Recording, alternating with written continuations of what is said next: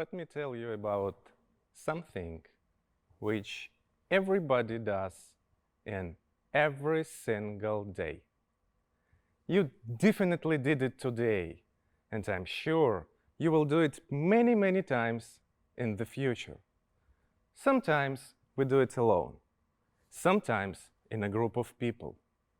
And that's not about eating or drinking. Most of us have days without eating or drinking. And yet, no one has a single day without making a decision. Even if you try not to make a decision on a single day, that's a decision you had already made. We make lots of decisions every day. Some of them are important, some of them are routine. We spend a lot of time and energy in decision-making process. Sometimes we make bad decisions. Sometimes we make good decisions. And it's not common to speak about it loud.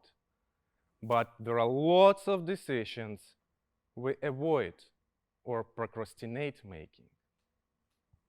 Starting or stopping a relationship, launching new projects, or changing a job. Why does this happen? Why do we avoid making those decisions? Some may say it's too difficult decision, or we don't have enough time to think about that decision, or there is still plenty of time to make them. There are lots of excuses, but all of this boil down to two key reasons. First, those decisions don't have a certain deadline in general, and it feels like we can spend too much time to make them. And second, we tend to exaggerate the consequences of our decisions and our own impact on them. We're afraid that we can make wrong decision and it will change our lives to the worse. Let me tell you a story about one of the most important decisions I had to make and how it affected my entire life. When I was a university student, I wasn't doing great. Who would have thought that I will be here at the university stage and that was not a public explosion? In the third year, I had to choose a major. There were two cool options, mathematical statistics and computer science. But I chose theoretical mechanics. I took it up because it was the only one subject I scored an A in, and I decided if I do it well, let it be my profession. Just go with the flow. A very simple decision.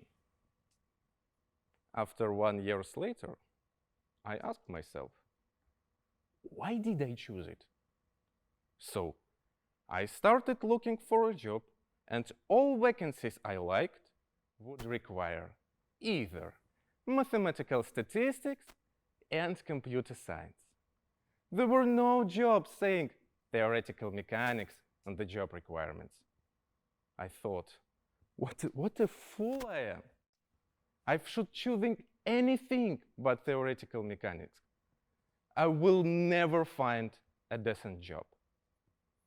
And today, after 13 years searching, here in Astana, I have found a vacancy with theoretical mechanics on the job requirements. And tomorrow, I will have an interview. Wish me a good luck, please. Thank you for your supporting, but it was a joke. I work for one of the major IT corporations, and I deal exactly with mathematical statistics and computer science on a daily basis, even though it wasn't my major.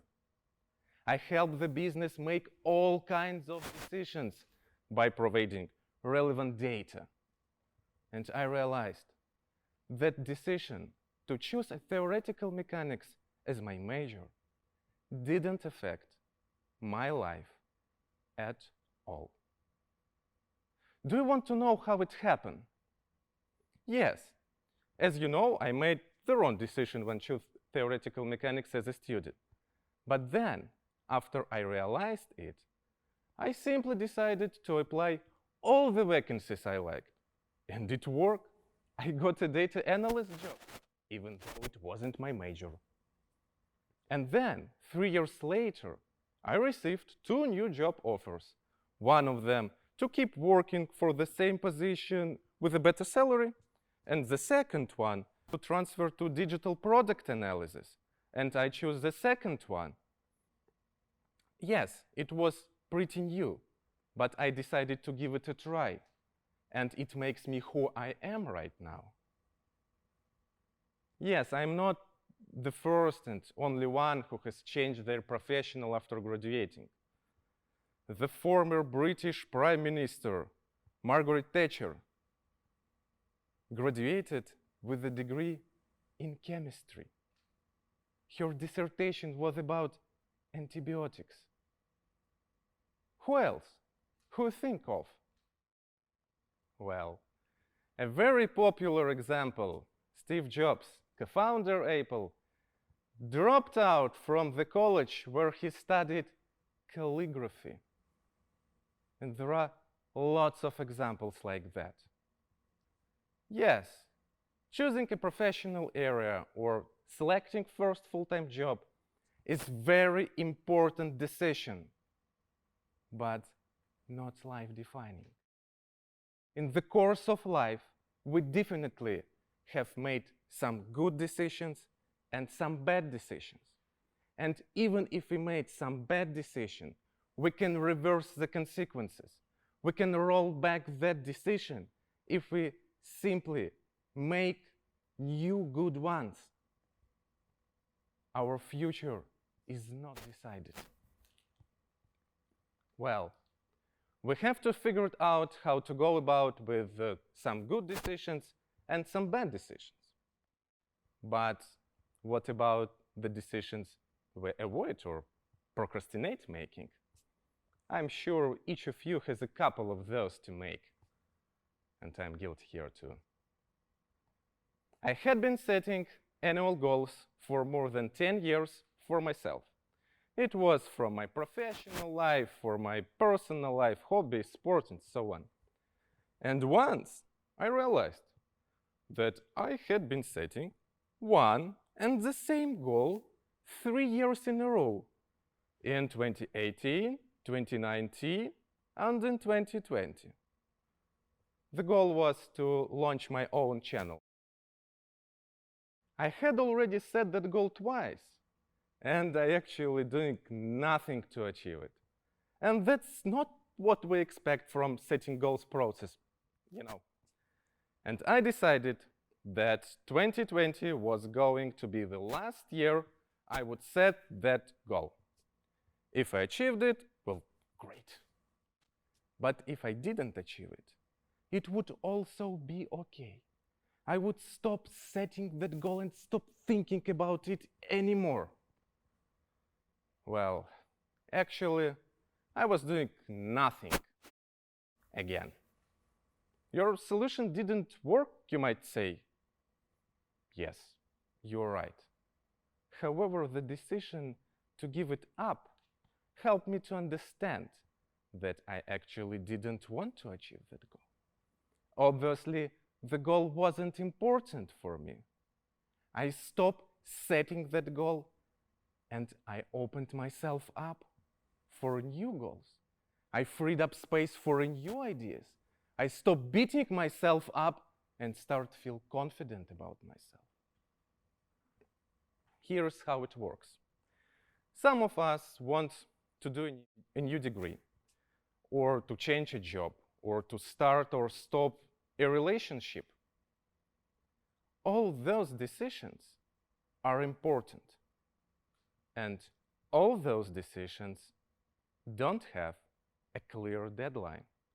And it feels like we can spend too much time to make them.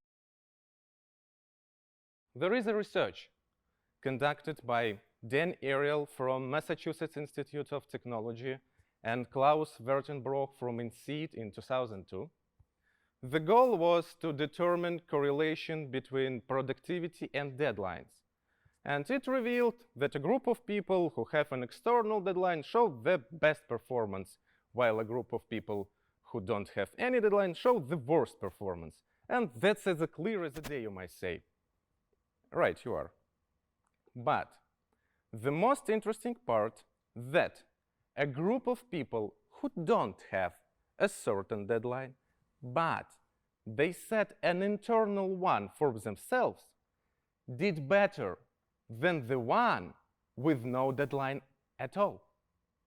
It means that if we face big decision with no clear deadline, like if we want to change a job, or starting or stopping a relationship, or launching new project, all you need is just to set a deadline to be more productive. It can be any deadline you're comfortable with, and it can be any decision you have to make before the deadline. Maybe accept the decision to postpone the deadline. I mean that it can be decision to do something, or it can be decision to give it up. And that's also be okay. How to set a deadline, you may ask? And that's an interesting point. In digital companies, we conduct experiments, also called A/B tests, where we compare two product options, A and B, and want to choose the options which show better results. We compare metrics and use mathematical statistics rules, unfortunately not theoretical mechanics there, to make sure that the result is not random. Typically, companies set 95% as a confidence level, and it means that if we see the difference between metrics, we can be 95% sure that the difference is not random. And we can be 95% sure that we choose the best options. And we can be 95% sure in our decision. Why only 95%? Why not 100% confidence level? And that's where deadlines come into play. If we want to see the difference between metrics in 95%, we need 2 weeks. If we want to see the difference between metrics in 97%, we need 8 weeks. 2 percentage point higher confidence level needs 4 times more time. By the way, if we want to reach 100% confidence level, we need to be carrying out experiment forever. That's exactly how it works in our everyday decisions. There is a correlation between the quality of our decisions and time we have to make them. And this correlation is not linear. 1% better quality doesn't mean 1% more time. A better decision may require 2, 3, 4 times more time. And we will never have enough time to reach 100% confidence level. And we will never have enough time to be able to make the best decisions. And it's a good news. We don't have to strive for the best decisions anymore. What a relief. And some more new good news for you.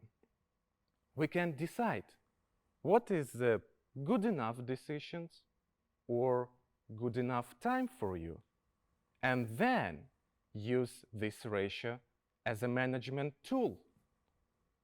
For example, if you don't have a certain deadline and certain expectation of the quality of your decision, and you still don't want to waste your whole life to make them, all you need is just to set a deadline and then accept that whatever decision you make before the deadline will be a good enough decision. Well, we make lots of decisions every day. If we stop striving for the best one and simply focus on the good enough decisions, it can help us to act more and overthink less. We can stop living under the pressure of the decision we haven't made, and it also could give us a room for new decisions. I hope today you will leave here with a heap of ideas. Set a deadline for some of them. Set today, and ideas will turn into the decisions, and decisions will turn into the results. Thank you.